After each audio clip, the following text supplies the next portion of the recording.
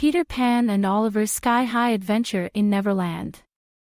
Once upon a time, in the magical land of Neverland, there lived a lively boy named Peter Pan. Peter's life was filled with marvelous adventures, and his favorite activity was flying high in the sky. He had a loyal companion, Tinker Bell, a tiny fairy with a big heart. Peter's greatest enemy was the fearsome Captain Hook, a pirate who roamed the seas in search of Peter Pan. One bright day, Peter Pan heard about a new boy who had arrived in Neverland. His name was Oliver, and he was a 7-year-old boy with a bright smile and a curious spirit. Peter and Tinker Bell decided to visit Oliver and welcome him to their wondrous world. When Peter and Tinker Bell reached Oliver, they found him standing by the shimmering waters of Mermaid Lagoon. "Hello, Oliver. I'm Peter Pan, and this is Tinker Bell," Peter said with a grin. "Welcome to Neverland." "Hi, Peter." "Hi, Tinker Bell." Oliver replied, his eyes wide with excitement. "I've heard so much about you. Your adventures sound amazing." "Thank you," Peter said. "How about we go on an adventure together? There's something magical about exploring the skies of Neverland." Oliver's eyes sparkled with anticipation. "I'd love to. But I can't fly like you, Peter." "Don't worry, Oliver," Peter said with a mischievous wink. "With a little bit of fairy dust from Tinker Bell and the power of believing in yourself, you'll be soaring through the sky in no time."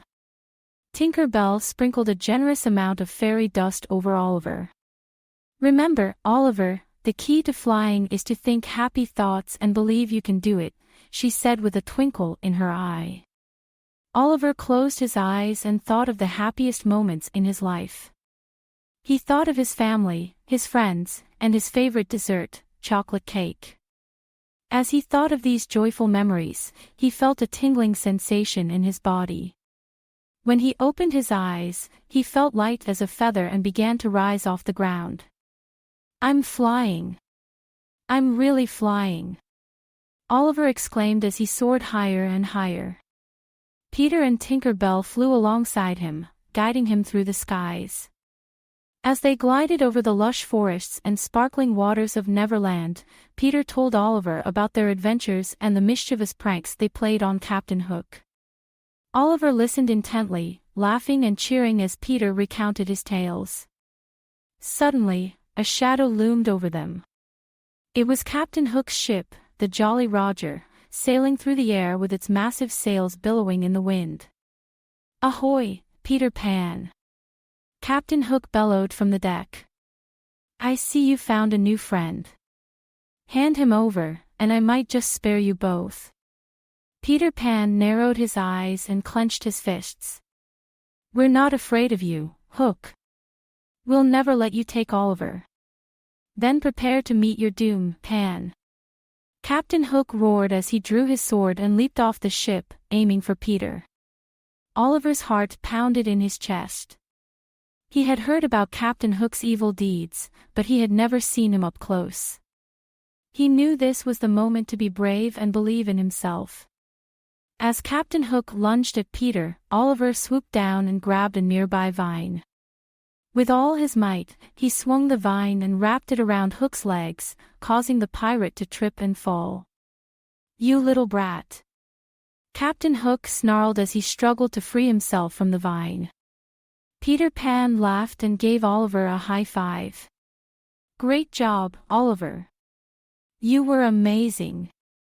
"Thanks, Peter," Oliver replied, feeling a surge of pride and courage. "I just thought of what you said about believing in myself and having courage. That's the spirit," Peter said. "Now, let's send Hook back to his ship." With Tinker Bell's help, they used their combined strength to lift Captain Hook and toss him back onto the deck of the Jolly Roger. The pirate crew scrambled to catch their captain as he landed with a thud.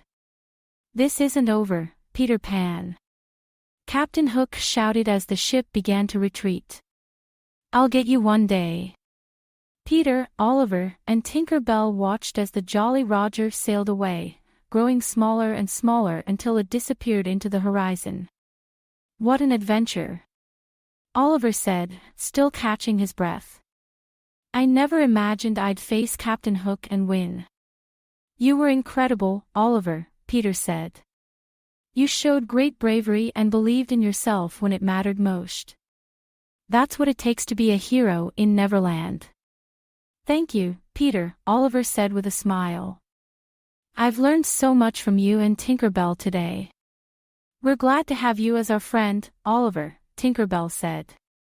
"Neverland will always be a place where you can dream, believe, and have the courage to face any challenge."